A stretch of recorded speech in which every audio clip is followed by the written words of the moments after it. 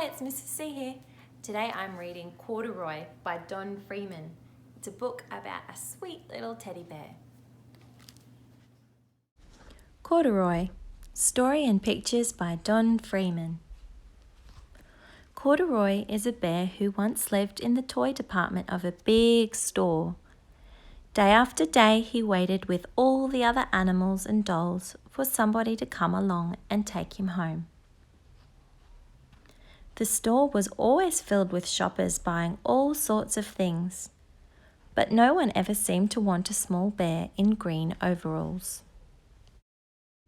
Then one morning a little girl stopped and looked straight into Corduroy's bright eyes. "Oh, Mummy," she said, "look, there's the very bear I've always wanted." "Not today, dear," her mother sighed. "I've spent too much already. Besides, he doesn't look new. He's lost the button to one of his shoulder straps." Corduroy watched them sadly as they walked away.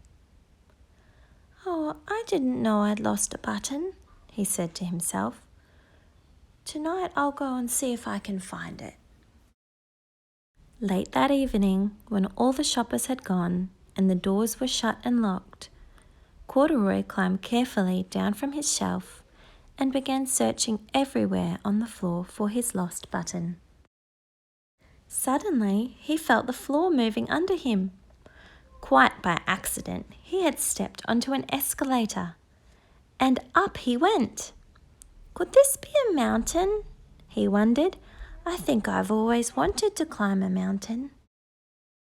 He stepped off the escalator as it reached the next floor, and there, before his eyes, was a most amazing sight.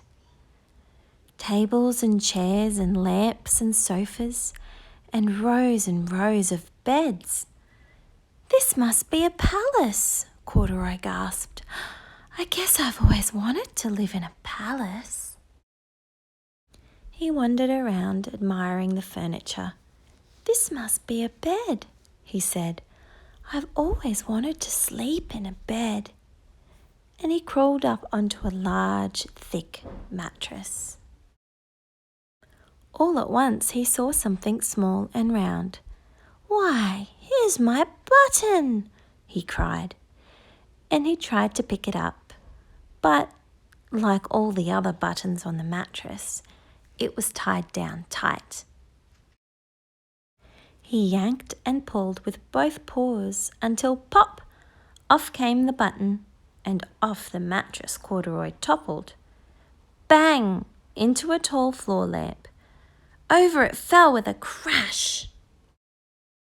Corduroy didn't know it, but there was someone else awake in the store. The night watchman was going his rounds on the floor above. When he heard the crash, he came dashing down the escalator. "Now who in the world did that?" he exclaimed. "Somebody must be hiding around here." He flashed his light under and over sofas and beds until he came to the biggest bed of all. And there he saw two fuzzy brown ears sticking up from under the cover. "Hello," he said. "How did you get upstairs?" The watchman tucked Corduroy under his arm and carried him down the escalator and set him on the shelf in the toy department with the other animals and dolls. Corduroy was just waking up when the first customers came into the store in the morning, and there, looking at him with a wide, warm smile, was the same little girl he'd seen only the day before. "I'm Lisa," she said, "and you're going to be my very own bear. Last night I counted what I've saved in my piggy bank, and my mother said I could bring you home." "Shall I put him in a box for you?" the sales lady asked.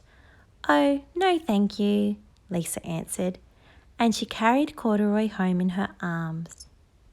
She ran all the way up 4 flights of stairs into her family's apartment and straight to her own room.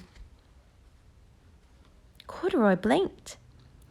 There was a chair and a chest of drawers, and alongside a girl-sized bed stood a little bed just the right size for him. The room was small, nothing like that enormous palace in the department store. "This must be home," he said. "I know I've always wanted a home." Lisa sat down with Corduroy on her lap and began to sew a button on his overalls. "I like you the way you are," she said, "but you'll be more comfortable with your shoulder strap fastened." "You must be a friend," said Corduroy. "I've always wanted a friend." "Me too," said Lisa, and gave him a big hug. Didn't that book just make you want to go and hug a teddy bear? I'll see you next time.